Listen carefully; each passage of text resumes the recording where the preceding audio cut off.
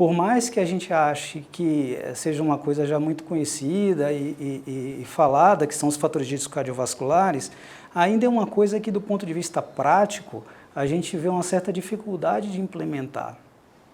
E eu sempre procuro colocar esse debate, essa conversa numa perspectiva histórica, porque realmente nem sempre era assim, dessa maneira como a gente conhece hoje. As pessoas no início do século passado, e todo mundo tem familiares que nasceram nessa época, morriam de outras coisas, né? Elas morriam de doenças infecciosas, e após isso, após os antibióticos, é que realmente se começou a perceber que a gente tratava as pessoas da pneumonia, tratava da infecção intestinal, e as pessoas morriam de alguma outra coisa que envolviam sempre o aparelho cardiovascular. Ou era um AVC, ou era um infarto. E isso motivou as pesquisas para se identificar esses fatores que levariam as pessoas a estar numa situação de risco aumentado. Mas então, aí voltando à questão dos fatores de risco, acho que são 3 conceitos básicos que são importantes a gente ter. Primeiro é do conceito de prevenção.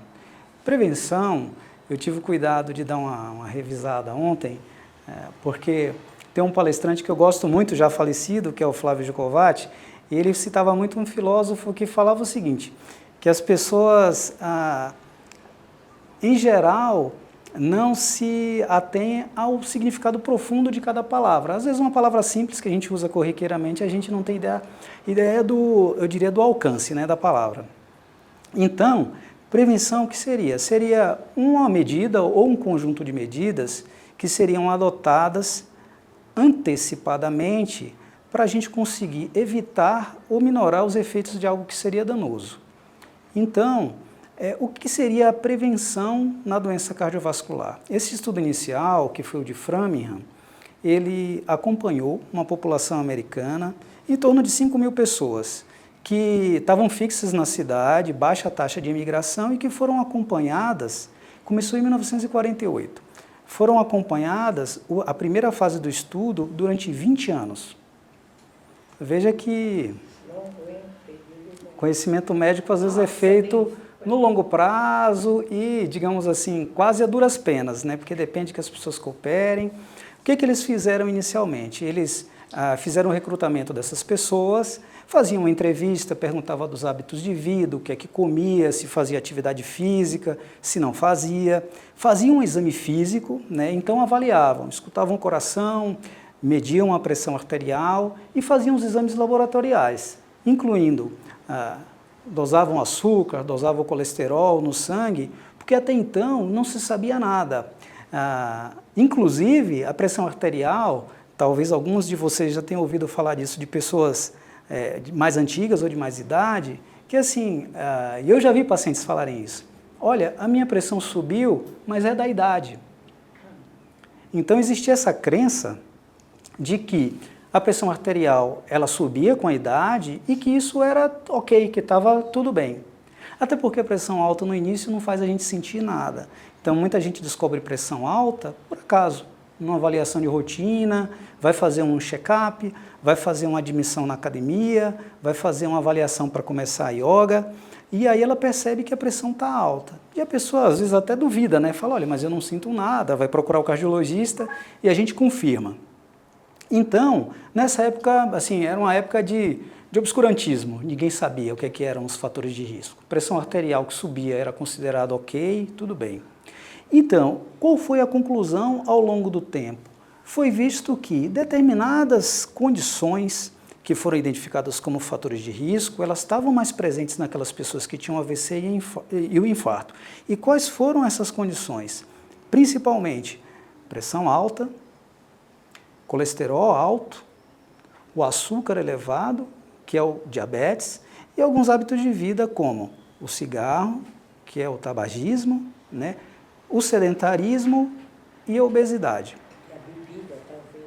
A bebida é conhecida mais hoje como um fator de risco, porque realmente o uso do álcool, principalmente de uma quantidade diária e maior, inclusive pode provocar até inflamação no coração.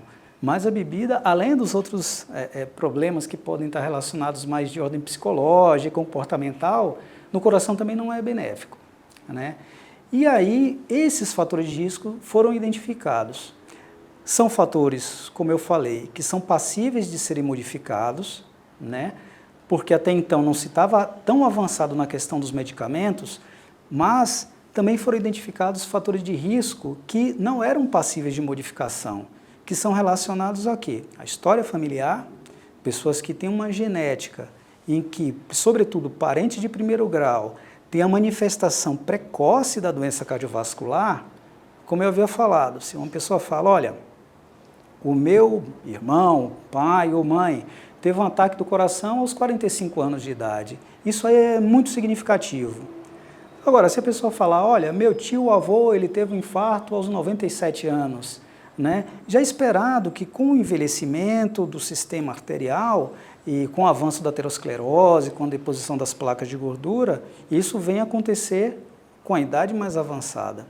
Então, naquela pessoa que tem os fatores de risco que não são modificáveis, no caso, idade e histórico familiar, ela vai se deter naqueles que são modificáveis, que é o controle da pressão arterial, o controle do diabetes, envolve cuidados com alimentação, cuidados com estilo de vida, o controle do peso, a atividade física regular e o acompanhamento médico regular.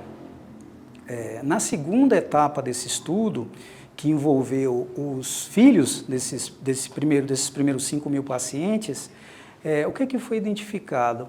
Que a partir do momento que se tratava a pressão alta, esse risco da doença cardiovascular se manifestar diminuía.